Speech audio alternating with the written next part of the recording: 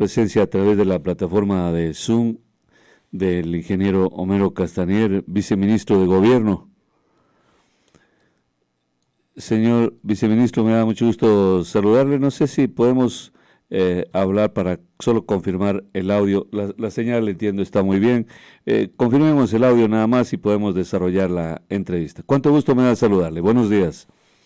Muy buenos días, un saludo a usted y a todos los hermanos de la linda provincia de Loja. Un gusto compartir este diálogo. No, pues está nítido, está bien. Todo está en perfectas condiciones. De hecho, todo está bien, todo va bien. Es- Quisiera entrar, porque entiendo que debemos optimizar el tiempo, con un asunto que a nosotros en Loja nos preocupa sobremanera, ingeniero. Es el hecho que no tenemos un gobernador de la provincia de Loja titular. Es decir, aquí en Loja se han producido fenómenos que nadie los puede entender en lo político, ¿no? Lo cancelan a un gobernador, pero deja encargado a quien era su intendente de policía. Pues no es porque el asunto es que tiene que nombrarse a un gobernador titular y no lo hay. Nosotros lo entendemos como que fuera un desprecio, un descuido para Loja. ¿Qué es eso? Por qué ocurre eso, señor viceministro? Bueno, reiterándoles el saludo, los gobernadores en las diferentes provincias del país son representantes del Ejecutivo, del presidente de la República, y quienes tienen que articular y manejar todo lo que es la administración pública en una provincia. Quien toma la decisión sobre eso es el presidente. En ese sentido, él tomó la decisión de agradecerle al exgobernador Mario Mancino, y en este momento se está analizando justamente para tomar una decisión adecuada, justamente por el respeto que se merece la provincia de Loja. Es decir, no es que se ha dejado encargado o a cualquier persona. He tenido la oportunidad de tratarle a Víctor Japón, eh, que estuvo de intendente. Hemos estado articulando algunos temas. Le comento, yo personalmente he estado de cerca por delegación del ministro Francisco Jiménez en algunas mesas de diálogo con los organizaciones de pueblos y nacionalidades indígenas. Justamente el día de hoy presido yo una de esas mesas, la de control de precios y especulación, pero eso no dista de que hayamos estado articulando algunos temas de trabajo conjunto, no solo en el tema de gobernabilidad, sino también en el tema de seguridad. Y el presidente de la República tomará la decisión en las próximas horas, eh, sobre un gobernador o gobernadora de la provincia de Loja para que le pueda representar y realizar un trabajo adecuado. No, pues, señor viceministro, el asunto es que no es que nos incomode el señor intendente, no, hasta lo podrían titularizar a él. El asunto es solamente por la imagen, ¿no? La imagen que a veces uno puede interpretar. ¿Cómo somos sensibles? ¿Sabes? Acá en Loja somos muy sensibles. El café nos hace ser sensibles. Eh, Creemos de que como que hay un descuido, ¿no? Como que hay un quemiportismo de parte del gobierno y que no le interesa titularizar un gobernador y a la gente, como a veces usted más que nadie entenderá, quieren hablar con el gobernador, pero siempre les gusta con todo lo que es titular. Todo lo que es titular. Yo espero que se posicione el gobernador para nuevo gobernador, para hablar con el gobernador. Entonces van postergando las cosas. Pero bueno, si usted nos garantiza que así será, que en las próximas horas se nombrará ya entonces a la nueva gobernadora o al nuevo gobernador, esperaremos y esperaremos que sea una persona consecuente con el gobierno, con las políticas del gobierno. El, el gobierno en este momento entiendo que experimenta también una situación muy interesante, fenómenos interesantes. Revisaba, por ejemplo, que el riesgo país ha bajado muchísimo, gracias a las conversaciones que ustedes mantienen con las mesas de diálogo con el sector indígena, y va bajando eso, y se va acomodando la situación, pero sin embargo, fenómenos digo porque se escucha la misma dirigencia de, creo decir, el gobierno está mal, el gobierno está mal. Les dice la misma dirigencia de política a su militancia, le dice que el gobierno está mal. Y las cosas uno va viendo, incluso hay un sondeo de opinión de encuestas que lo ponen al gobierno pues en un nivel de aceptación bastante aceptable, que se contrapone con lo que ocurre en la Asamblea Nacional, que llega al 3%. Entonces, ¿hay condiciones que han mejorado, señor viceministro? A ver, eh, llegar a ser gobierno es un ejercicio de cotidianidad, de trabajo continuo y de coyunturas, no diría ni semanales, diarias. Es decir, mire, cuando incluso iniciamos una semana, tenemos una agenda para trabajarla, a veces el lunes tarde hay que cambiar, la coyuntura es muy cambiante. Cuando arrancó el gobierno el año pasado, veníamos de una situación extremadamente difícil, de la peor crisis de la historia republicana. Eso tiene que recordarse a la ciudadanía, una cifra escalofriante de 7.000 millones de dólares de faltante en el presupuesto general del Estado. Recordemos lo que era en el 2020, quédate en casa, no salgas.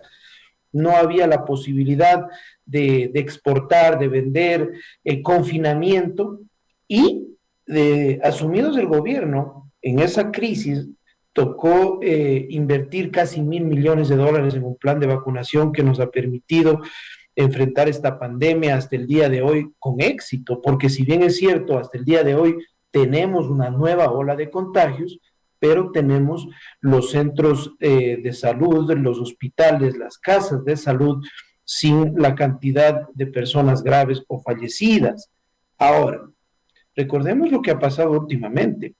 Hubo un paro, una manifestación nacional que, hay que decirlo categóricamente, buscaba reivindicaciones legítimas, pero tenía también interés político. Tal es así que se contaminó políticamente por grupos que quisieron destituir al presidente y grupos que pretendían también generar protagonismo de cara a las elecciones seccionales.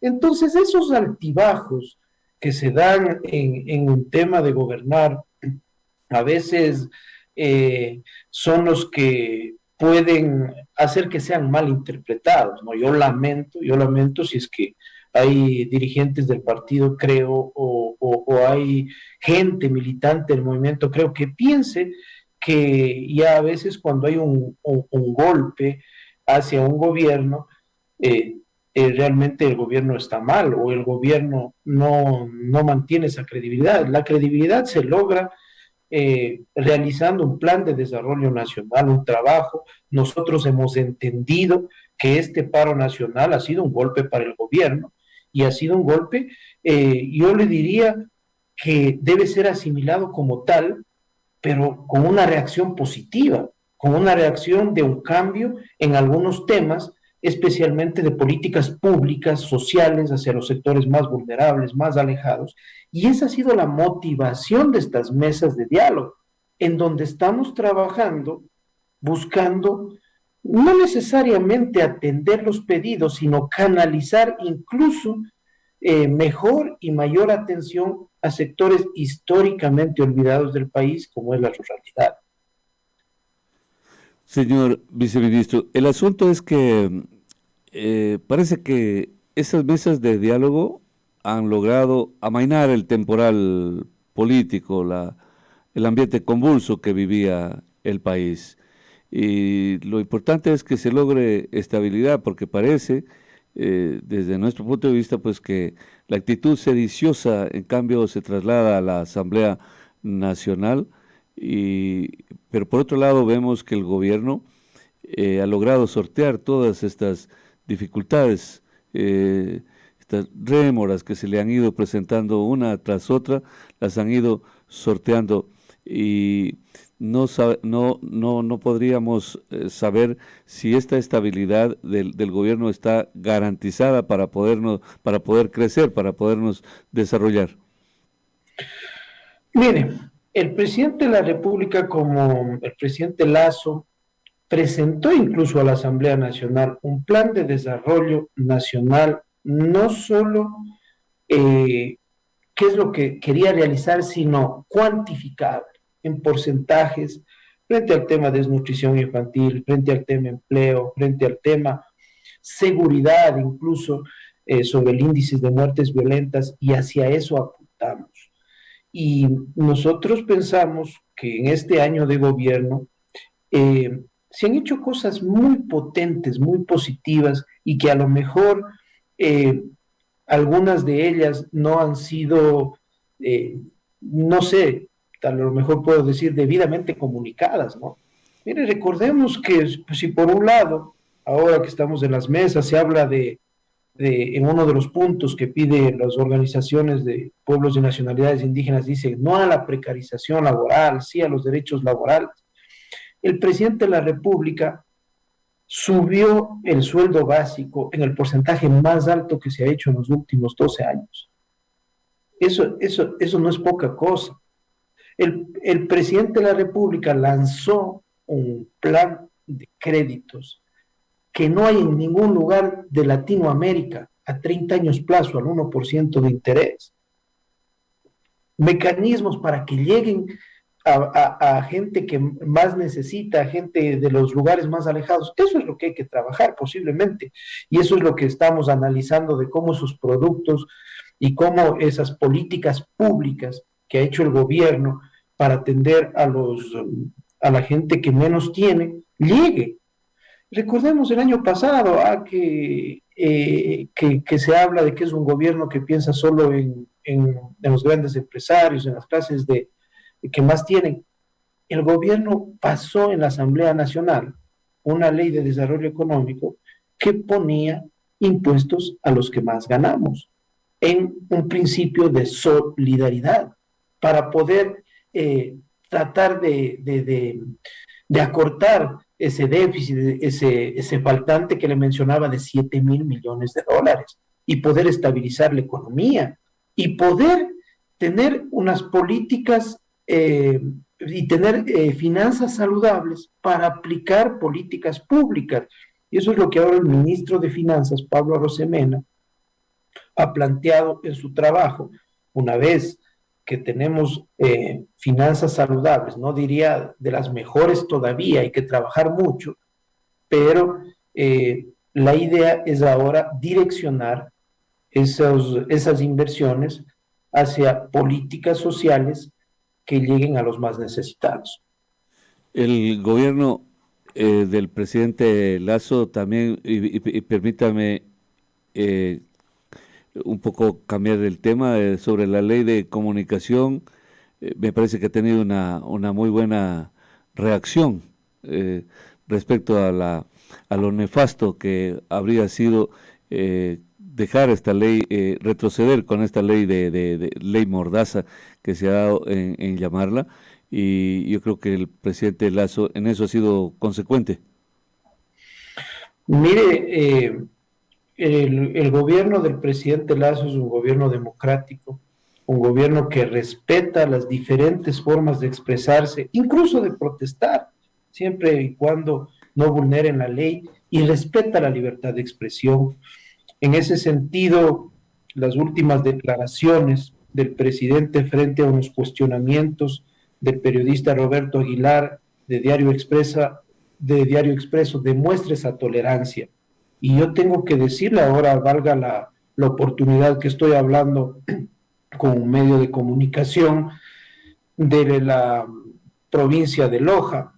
Ustedes tienen acá, y el gobierno tiene una representante lojana que ha sido una defensora como un brazo de mar de la libertad de expresión, del periodismo, de que ese consejo de comunicación que alguna vez fue una, una herramienta para perseguir, para coartar el trabajo de los medios, ahora más bien sea un consejo de comunicación que defiende al periodismo. Y me refiero a la licenciada Yanine Cruz, que está como presidenta del consejo de comunicación. Y el presidente lo ha dicho el día de ayer, el presidente Lazo, que va a acoger los pedidos y por principios propios el veto total a esa ley de comunicación que pretende desde la Asamblea nuevamente ser un cortapisa y causar conflictos a la libertad de expresión en el país. No, pues he visto las reacciones de organismos internacionales aplaudiendo al gobierno del presidente Lazo. Lo he visto, lo he visto, he leído con mucho agrado cómo el presidente Lazo se ha posicionado en las esferas mundiales como un demócrata, un defensor de los derechos humanos, sobre todo de la libertad de expresión, y ha merecido sendos reconocimientos. En eso también nos agrada mucho. ¿Qué es lo que está mal del gobierno? ¿Qué es lo que todavía no puede encajar, que la gente está incómoda desde el gobierno? Le decía, las encuestas dicen que el presidente ha subido en su imagen, ha subido considerablemente, incluso encuestas que han sido o que son procorreístas, encuestadoras procorreístas, lo ubican al presidente Lazo en sus niveles de ascenso en la aceptación popular. Pero le pregunto a ustedes, o sea, para que ustedes mismos reconozcan, ¿qué creen que todavía no se puede superar en el Ecuador y que haya un poco de malestar?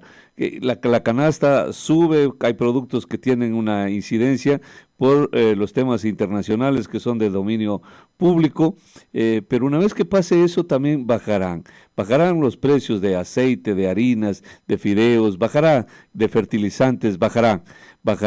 Pero adicionalmente, ¿qué es el empleo? El empleo se lo ha podido superar. Loja es una de las provincias que tiene el más alto índice de migrantes a nivel nacional, pero ¿qué será lo que no podemos no podemos estabilizarnos en lo económico y en el tema laboral, señor viceministro? Bueno, existen muchos temas. El presidente Lazo tiene una obsesión sana sobre la generación de empleo, sobre atraer inversiones para generar empleo.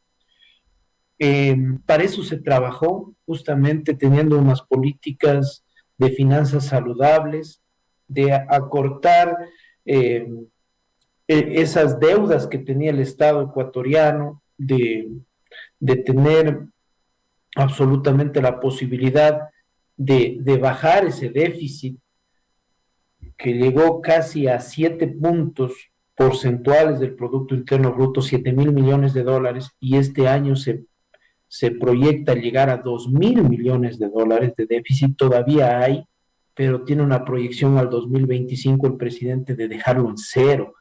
Eso haciendo a veces este tema de cifras macroeconómicas. Yo no soy un economista, a veces es complejo de entender, pero no es más que administrar bien el país como un padre de familia que lo que ingresa en una casa lo gasta de Austeridad, forma claro. prudente y no en forma desmedida, y deja, por ejemplo, la casa sin pan, sin leche y debiendo, por ejemplo, no sé, a quien le arrienda o debiendo la luz. No, la idea de tener unas finanzas saludables es cumplir con todos los sectores y aplicar las políticas públicas. ¿Qué falta? Falta mucho.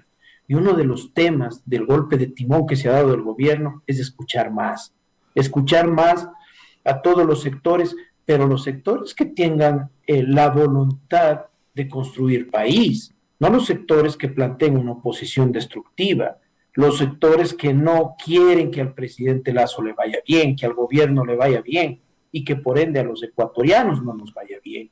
Entendamos que el presidente Lazo no es este rato el presidente de Creo o representa Creo Listas 21, representa a los 18 millones de ecuatorianos. Y si él tiene éxito y se reduce el riesgo país, se reducen las tasas de interés, se ve un escenario en el país atractivo de estabilidad económica, estabilidad política, de venir acá, de invertir, de generar empleo, bueno, la economía va a mejorar y va a mejorar también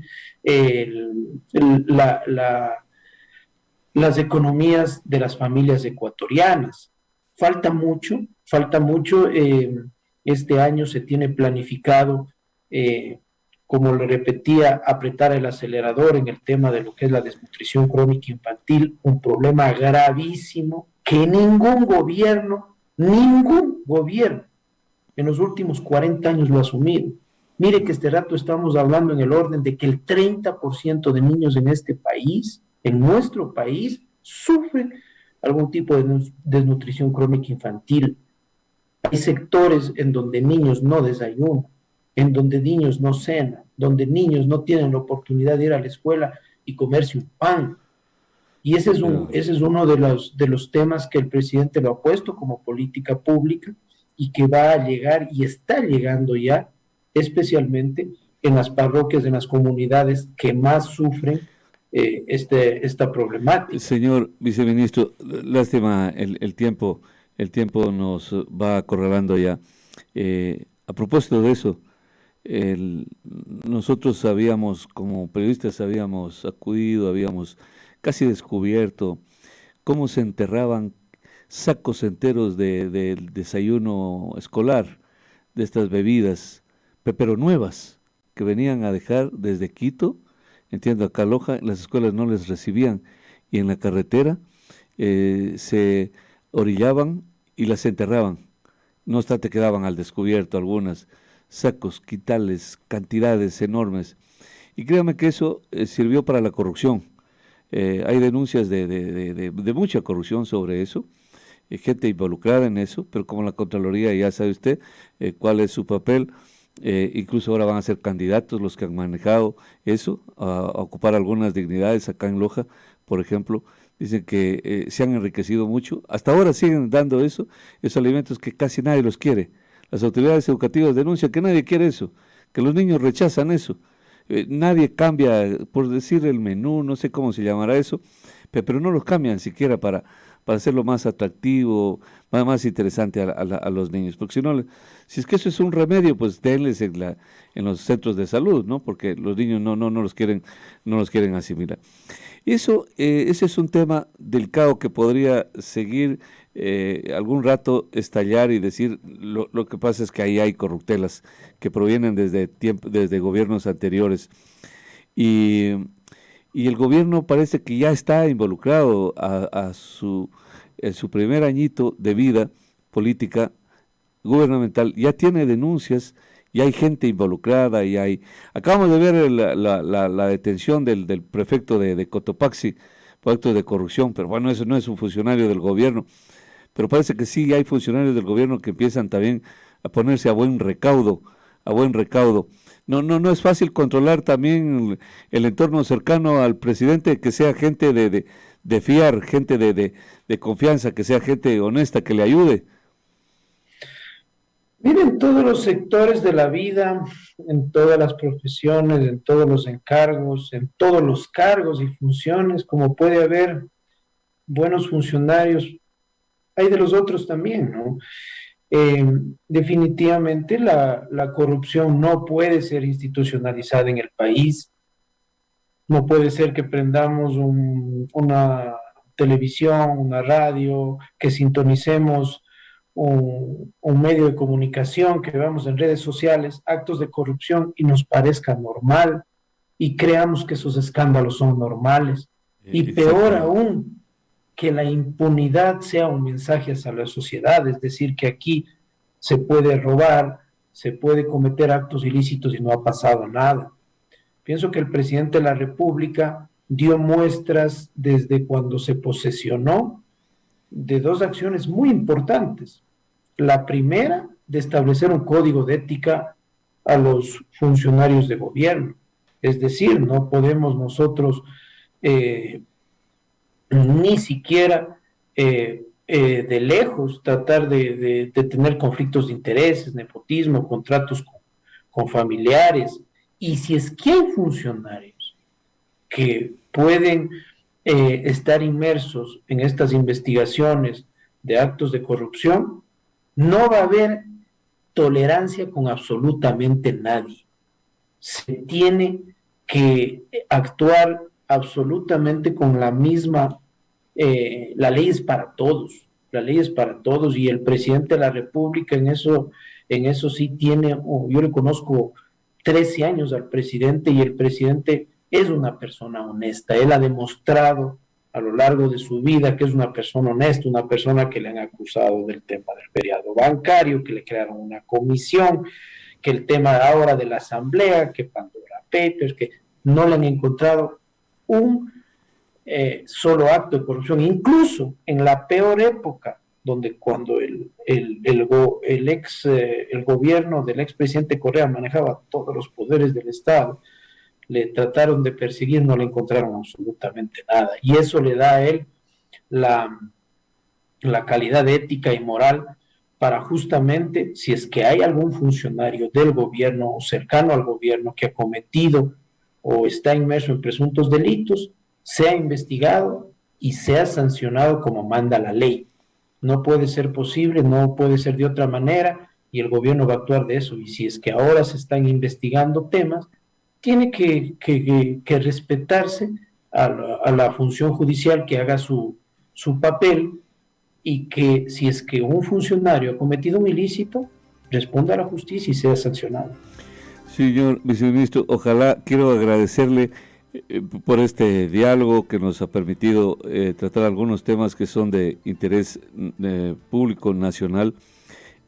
Ojalá, que lo hemos visto al presidente por Manabí, no sé si tiene agenda para recorrer las provincias, y en esa se incluya Loja. No sé cómo está su estado de salud, que le permita que le permita hacer este recorrido, estas visitas por todo el Ecuador. Pero de no ser así, pues esperaremos algún momento, y le estoy muy agradecido. Le envío un fuerte abrazo a usted, señor viceministro. Gracias a ustedes, y también un lindo día y un abrazo a esa bella provincia de Loja, Centinela del Sur.